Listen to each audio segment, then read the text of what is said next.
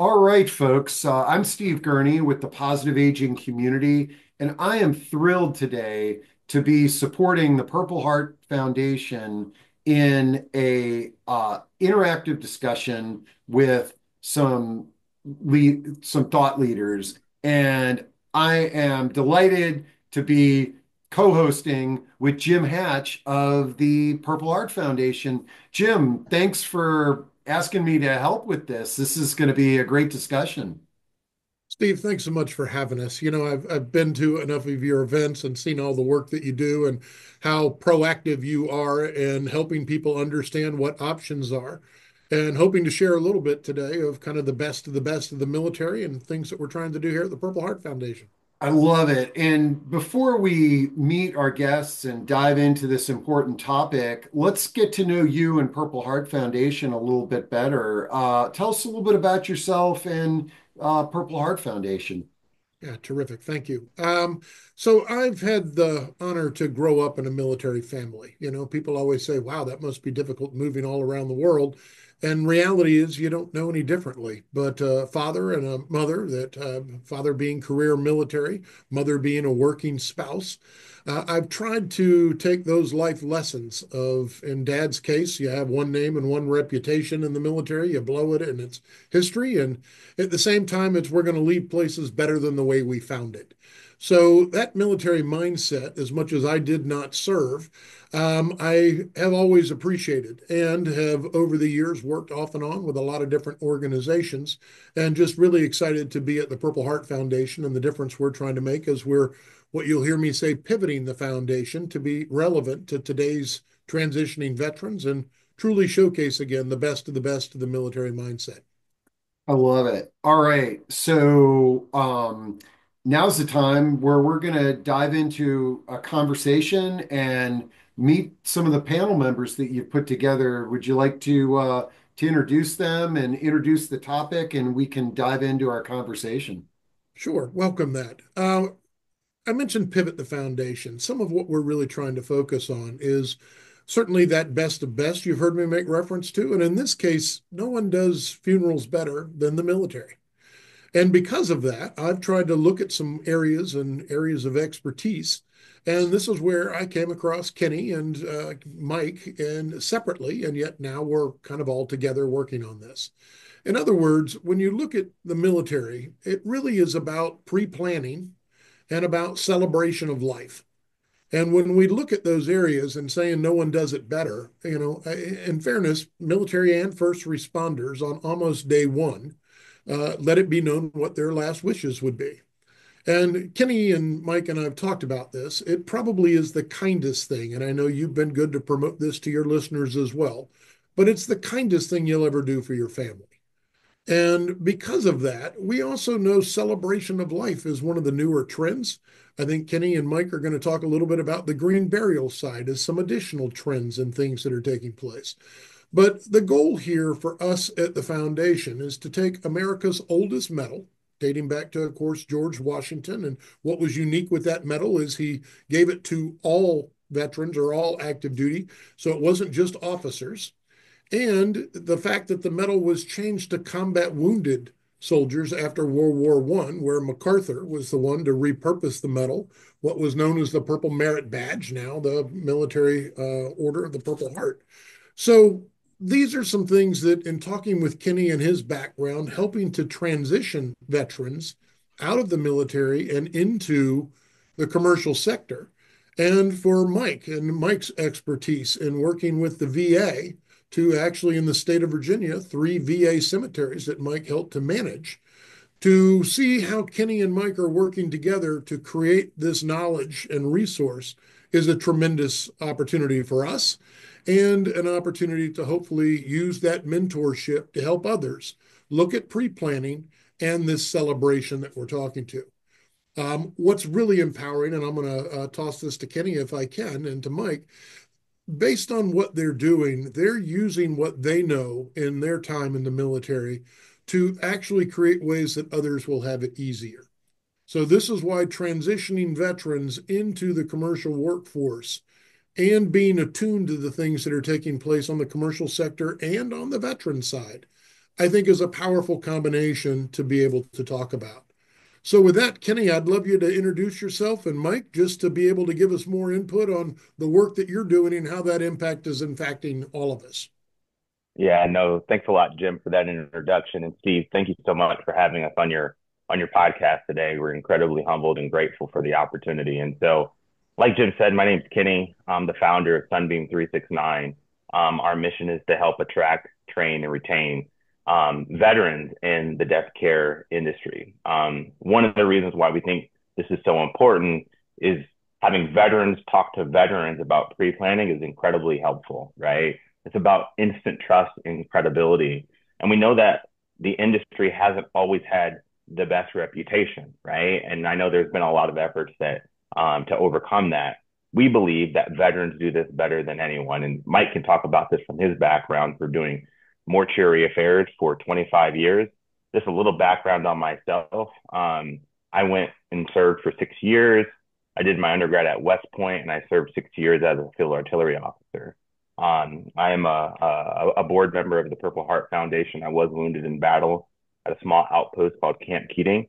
And that was kind of my first experience in like, whoa, like life is, ephemeral, right? Like it can end. And it gave me this more relationship with death, quite frankly. It wasn't until I worked in the corporate sector for a number of years and really started to realize that the passion that I had for the work that I was doing wasn't there.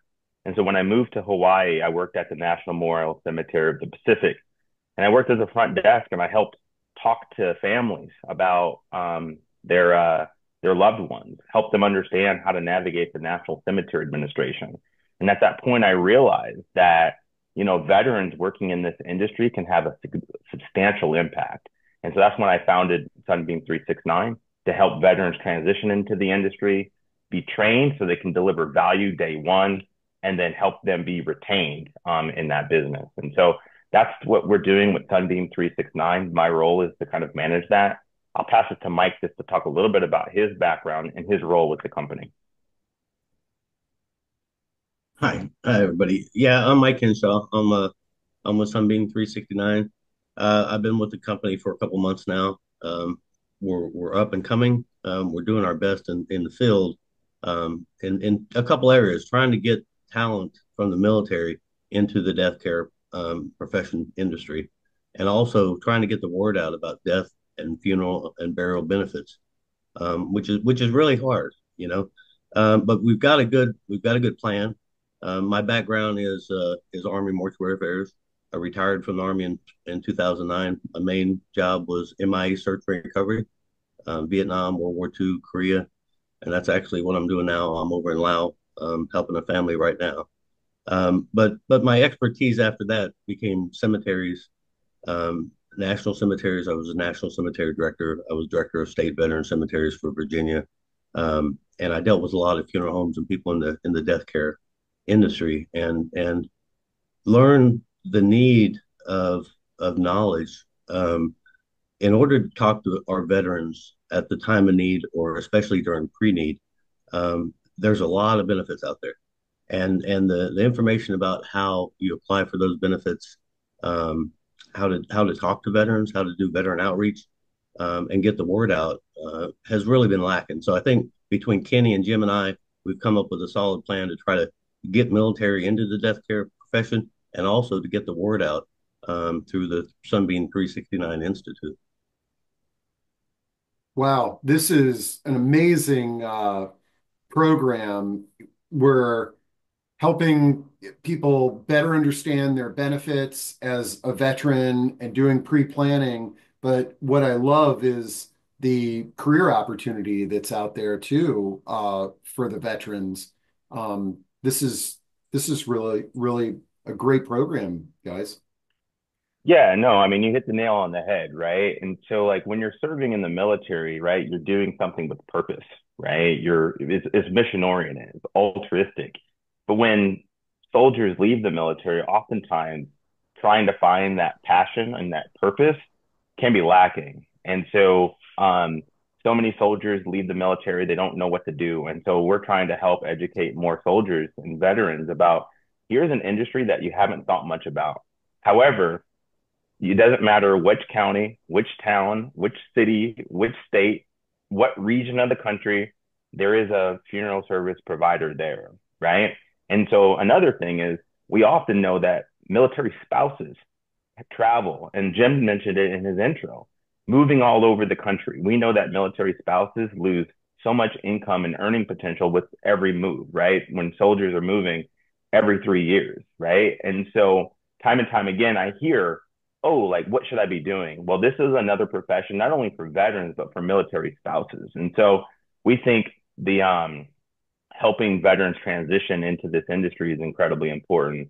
The one other thing that I'll add, just so that your listeners know, there's over 200,000 veterans that transition out of the military every year, right? There's 6 million Vietnam era veterans that are in the country, and so these folks need to be planning. And so what we're trying to do is match, right? We have veterans working in the industry that are talking to veterans about pre-planning, and that's an incredibly powerful message. I love it. Now, the does your organization works with the industry? So you would be talking to uh, funeral homes and cemeteries and all kinds of end of life providers on the value of hiring these trained veterans. Am I getting this correct? That's exactly right. So we almost think of it like train the trainer, right? So if the funeral service provider, the professionals that work in this industry better understand veteran benefits, they understand how to articulate a message to those veterans, then they can carry that message way better than we can. So yes, our primary target and who we like to talk to are the professionals that work in this industry.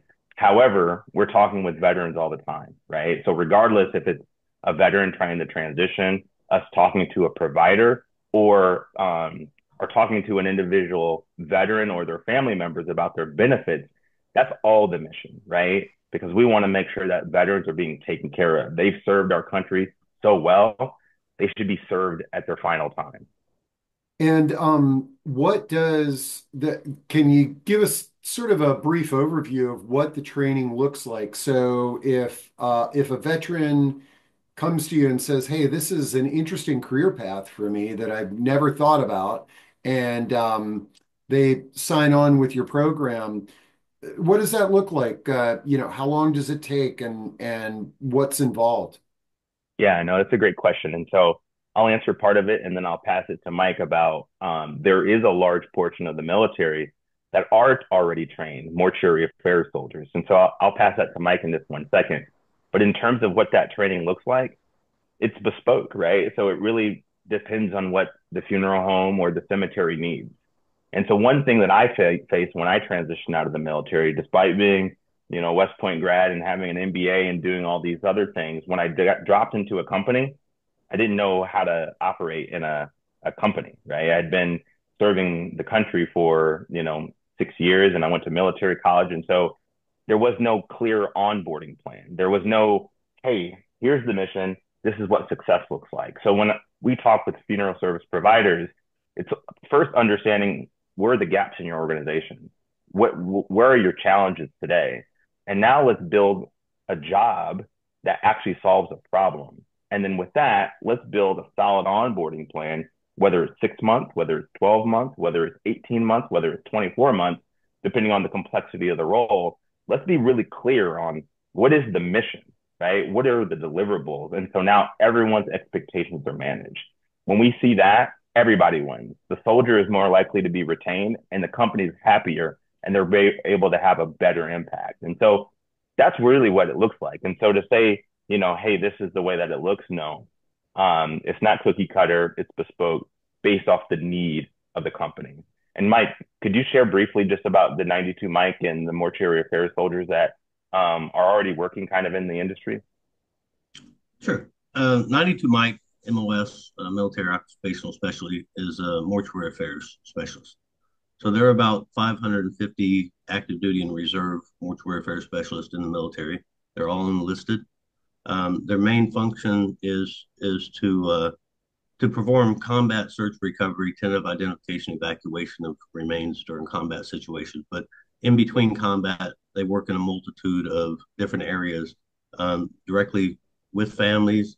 They work with military units, training the military how to conduct their battlefield operations for search, recovery, and evacuation of all the remains in their area operations. Um, they deal with the casualty office, so a lot of their extra duty is going to be working in the casualty office, dealing with dependents and survivors of active duty personnel who pass away and reservists. So they have that knowledge, internal knowledge, and they have the skill set of being able to deal with veterans' families. And so not just that, and even if they're not mortuary affairs, it could be any MOS that's the part of the military. They bring a special skill set with them. They bring a discipline, they bring work ethic, they bring leadership, they bring a diverse background, and they bring a drive to succeed. So they're coming out of the military. They want to do something to make their life better and to make a career. And we're offering them the opportunity to get into the death care industry because a lot of people just don't think about that. Mortuary affairs soldiers do, and they're a lot easier. But we're also targeting senior NCOs and officers coming out of the military from other MOSs. So it's a great program. It's going to help the funeral industry. It's going to help the cemetery industry. Myself, 92 Mike, I retired 16 years ago. I stayed in the mortuary affairs business. I do what I know, MIA search and recovery, cemeteries, and now working with Kenny and Jim on this special project. But yeah, there's a wealth of opportunity out there and a wealth of knowledge that we just need to get them connected with the right people on the civilian side. And Steve, I may jump in here if I can. Here's what I hope you're hearing. When we think of our military, the crazy part is for every one soldier with a gun, there's 10 to 15 soldiers behind that soldier supporting those efforts, right? Whether it's healthcare or logistics or all of the things that are again, think of what the military has done to create those advances in the commercial marketplace. These topics and these discussions that Kenny and Mike have been having every day are things that we feel like affect the military family. Because as much as that mother or father have served, and just on the Purple Heart note, there are over 1,000 women that are Purple Heart recipients. So this is something that we're looking at of supporting the family. And certainly we know the incomes and the training and all of these things. We're looking to use this as, again, this mentorship that I talk about, because it does impact all of our lives, right? Even if that Vietnam veteran, which based on Kenny's statistics and the number of Vietnam veterans that are passing, it's typically the spouse or a child that's going to be handling those affairs. And if they didn't grow up in that environment, what about the headstone? What about the pre-planning and all of these things that need to take place? This is why the green burial side, just on that note, I go to the Pentagon once a quarter to get to meet with some of the VSO leadership that's out there. And when they talk about green burials right now, there are 3 cemeteries, and Mike can talk more specifically, but that are piloting right now green burials. Not because they're thinking we may do this, they know they need to do this because of the number of square footage that's available in the future and other ways that they can honor veterans that are giving back. And we're finding not putting concrete and plastic, and it's not resonating with today's younger population, right? They want to know things are going back into nature, or that the cremation and their last wishes are taken care of, and that party is going to take place to celebrate life. So this is why, as much as some of the people don't want to talk about it, you've done a great job with other guests about death decks and other things that you've talked about that help me go, wow, there, there is a lot of misconception. There are people that don't think about the industry and providing for their families. And Kenny and Mike being able to work with those veterans and the businesses, because a lot of the businesses don't know benefits that veterans can have. And they can talk more specifically about housing allowances or additional education. All of these are positive ways that it's not just the veteran, it's their families and it's the communities at large. So we are grateful to have this conversation on behalf of the foundation, and grateful to have the partners with you and with Kenny and Mike on this as well. So maybe at that point, gentlemen, can you talk a little bit about the green burial side of this for a minute? Yeah, I'd love to learn more about that. And Mike and Jim, you were just alluding to it. Talking about death and end of life is one of the hardest things for folks to do. And whenever we're in this space, whether we're trying to recruit somebody to think about this as a career option or just get them to make some plans, for the general population is very hard to talk or think about these things. No, you're absolutely right. Yeah. Just to have the conversation. Absolutely. But yeah, I'd be curious to learn a little bit more about the green burial movement. Yeah, I'll start, and then Mike, if you've got any other additional points. Jim, you mentioned, and Steve, you were just talking about it too around pre-planning, and having a difficult conversation about that. One of the things that we like to tell any veteran is, you can pre-plan relatively simply by going to the National Cemetery Administration's website. Why that's important is you need your discharge paperwork, and oftentimes this can be a challenging thing for a family member to try to figure out where their discharge paperwork DD 214 is, right? And so doing it early makes a lot of sense. The other thing is when you do that, you actually get to select what cemetery you want to be at. And so, like Jim mentioned, there are three green cemeteries, or three pilot areas where the National Cemetery Administration is piloting green burial in Florida, in Colorado, and in Arizona. And we see that there was an interesting Stars and Stripes article that was written right at the end of 2024. And they said the majority of younger veterans are interested in this practice. And so green burial, like Jim was mentioning, it's not using embalming fluid, or at least Green Burial Council certified products. It's not using cement vaults or liners, biodegradable caskets, etc. And oftentimes people think about green burial like, okay, this is like some hippy dippy thing, right? And it's more than that. From a therapeutic standpoint, one thing about green burial is oftentimes it's the simplicity of it. The family can even be involved with the wrapping of their deceased, their loved one, in the shroud. Also digging the grave itself, lowering the body into the ground. There's a large body of research that would suggest that actually being engaged in that process gives the family agency and also can help with the transition, right? Also in green burial, we know that being in nature reduces cortisol. And so there are a number of other benefits than just the nature thing, but also the simplicity and cost, right? And so typically the cost of green burial is less. And looking at all of the burial options is something that we think is really important. I think, Mike, you can mention some of the things around burial benefits, some of the forms, and how that worked. Because as we think about cost, whether it's for a traditional cemetery, a traditional service, or a green service, these burial benefits often go unused. And if Mike, if you can touch on that, that would be super helpful. Yeah, yeah, sure, Kitty. Yeah, death and burial benefits are varied, and they come from a lot of different sources. Mainly from the VA, the Department of Veteran Affairs, Veterans Benefit Administration, the VBA, administers most death benefits for veterans, such as the headstone the plot allowance, the headstone transportation allowance, the death indemnity clause. There's a lot of benefits out there, and the National Cemetery Administration administers some of them. Um, for green burial options, the National Cemetery Administration has and is making an effort, along with the grant cemeteries, to offer different types of green burial options. So there are three cemeteries, national cemeteries, that are trying this, but it behooves anybody that's interested in some type of green burial at a VA or a state veteran cemetery to reach out to their local state or veteran cemetery, or state or local federal veteran cemetery, and ask them about the green burial options, because a lot of people don't understand that these cemeteries are very flexible, and they offer a lot of different options at the time of need for veterans and their families. So you don't have to have a casket at most of these cemeteries. You don't have to have an outer burial receptacle at most of these cemeteries.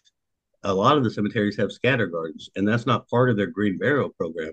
So, for example, one of my cemeteries out in Southwest Virginia, the Southwest Virginia Veterans Cemetery, is they have a scatter garden. It's been there since 2011. It's never been used.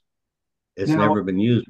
We can't get the word out to the local public that it's there, and people don't just stop by and see the cemetery. So trying to get the word out to people that hey, when you're driving by the interstate and you see that sign that says State Veteran Cemetery or National Cemetery, take 5 minutes and stop in there and talk to them about what they have to offer. And so green burials, it does save money. It helps the planet. It's a very up and coming topic with especially younger veterans. And there are a lot of options out there. So the National Cemetery Administration and the VBA and the states offer lots of veterans. And death and burial benefits are actually the most underutilized veteran benefits there are. I think a lot of the money that's offered by the federal government and by the state for veterans at their time of need goes unclaimed. And so what we want to do is also try to help get the word out to the funeral care, death care industry and to veterans that, hey, these benefits are out there. You know, this can take a big chunk off of your final bill at your funeral home or your cemetery. So yeah, that's what we're trying to do. And there's a lot of stuff. There's so much benefits. I really on this program don't even want to get into them because I'd be here all day.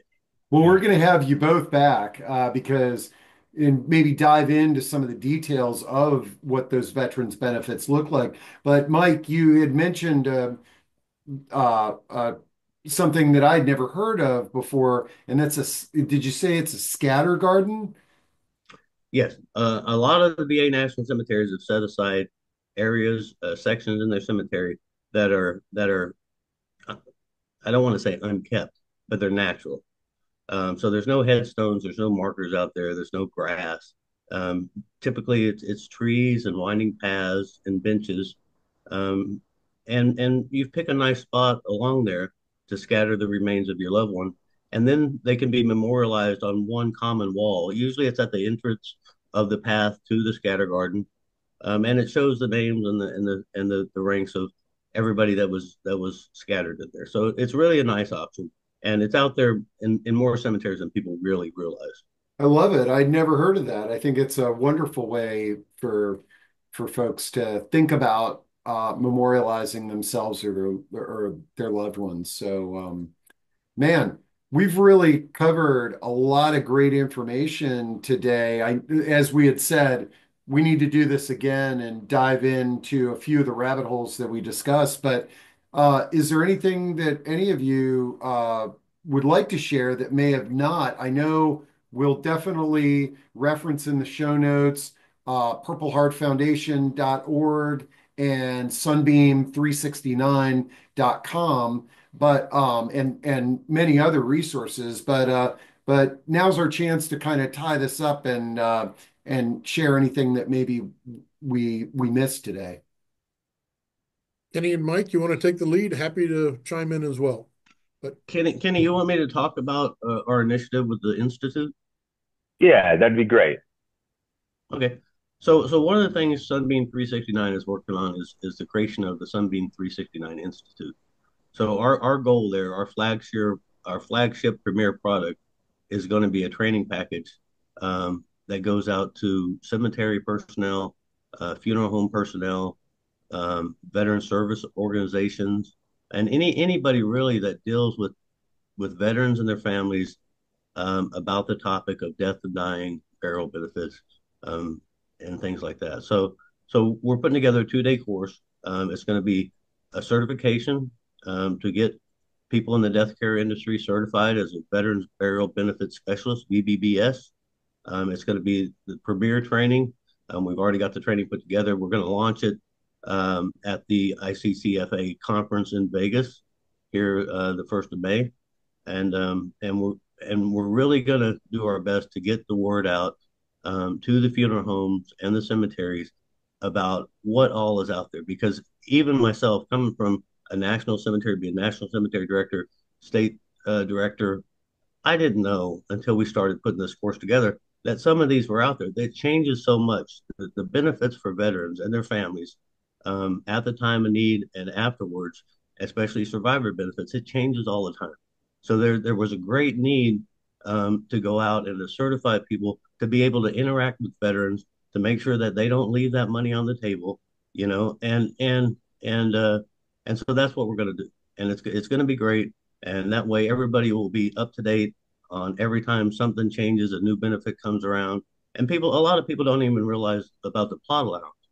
So if you decide not to be buried, which more than 80% of veterans and their families decide not to be buried in state and national cemeteries, there's a plot allowance of nearly $1,000.